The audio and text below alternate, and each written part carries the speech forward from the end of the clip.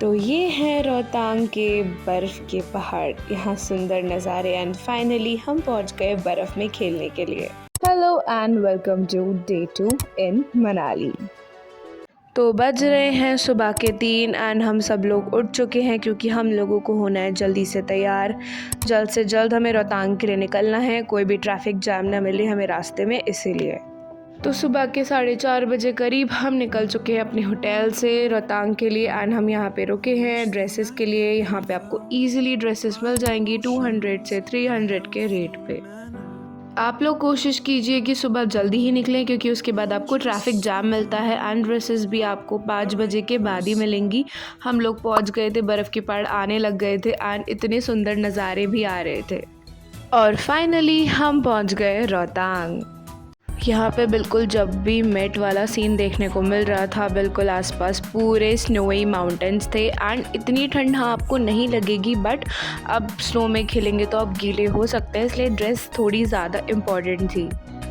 पहले की कंपैरिजन में मैंने सुना है थोड़ी सी कम बर्फ़ थी यहाँ पे, फिर भी लेकिन हम लोगों को इधर बर्फ़ में खेलने में बहुत ज़्यादा मज़ा आ रहा था क्योंकि हम सब ने लाइफ में पहली बार स्नो देखी थी एंड हमने बनाया ये क्यूट सा छोटू सा स्नोमैन हम लोगों ने बनाया। गाजर लेके गए थे हम लोग और सब लोगों ने इसके साथ बहुत सारी फ़ोटोज़ खिंचाई। फिर हम लोगों ने वहाँ पर बहुत सारी फ़ोटोज़ क्लिक की, खूब सारा बर्फ़ में इंजॉय किया। लेकिन लाइफ में एक बार बर्फ़ में आके इंजॉय करना, खेलना तो बिल्कुल बनता है।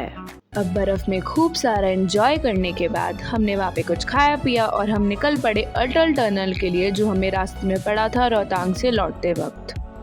तो अटल टनल से निकलने के बाद हम लोग पहुँच गए थे सोलन वैली। सोलन वैली में आप पैराग्लाइडिंग कर सकते हैं, वो बहुत ऊंचाई से कराते हैं, इसलिए हम लोगों ने वो नहीं किया। पूरे सर्दियों के टाइम पे ये पूरी वैली बर्फ़ से ढकी हुई होती है। अभी के वक्त हम लोगों को इधर कुछ एक्स्ट्रा एक्टिविटी ज़्यादा दिखी नहीं, तो हम लोग वहाँ से निकल गए वशिष्ठ टेम्पल के लिए। तो अब हम पहुंच चुके थे वशिष्ठ टेम्पल। यहाँ पे आपको रास्ते में बहुत सारी शॉप्स मिलती है, लेकिन सच में ये मंदिर थोड़ा ऊंचा है, आपको बहुत चढ़ाई करनी पड़ेगी।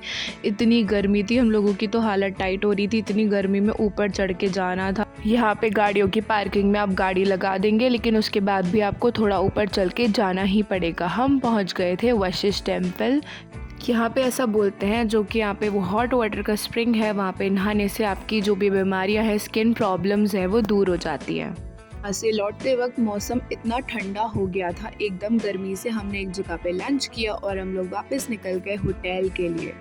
आपको रास्ते में हर जगह इतने सारे रोजेस देखने को मिलते हैं। 2 बजे हम लोग पहुँच गए होटल रूम।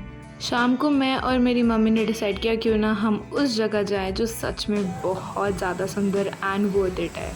ये जगह हमारे होटल के सामने थी एंड व्यू, इतनी अच्छी नदी की आवाज़, इतना सुंदर व्यू। एक बार तो आपको इधर नदी के किनारे बैठना ही चाहिए, इतना सुंदर है। बहती नदी की आवाज़ कितनी सुंदर लग रही थी, इतनी शांति और सुकून था यहाँ पे।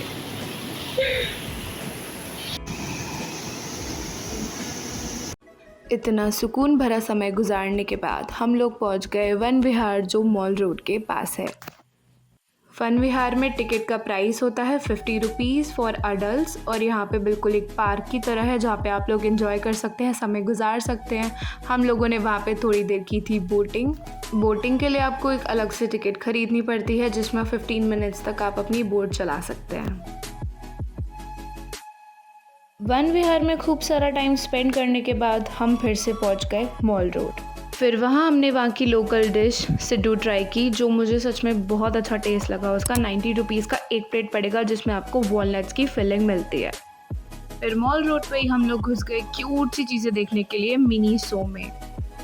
बाहर मिल रहे थे ये चेरी रसगुल्ले, आप चाहे तो ट्राई कर सकते हैं, लेकिन मुझे इतना खास नहीं लगा। फिर हम लोगों ने किया डिनर एंड हम वापस से पहुंच गए अपने होटल रूम में।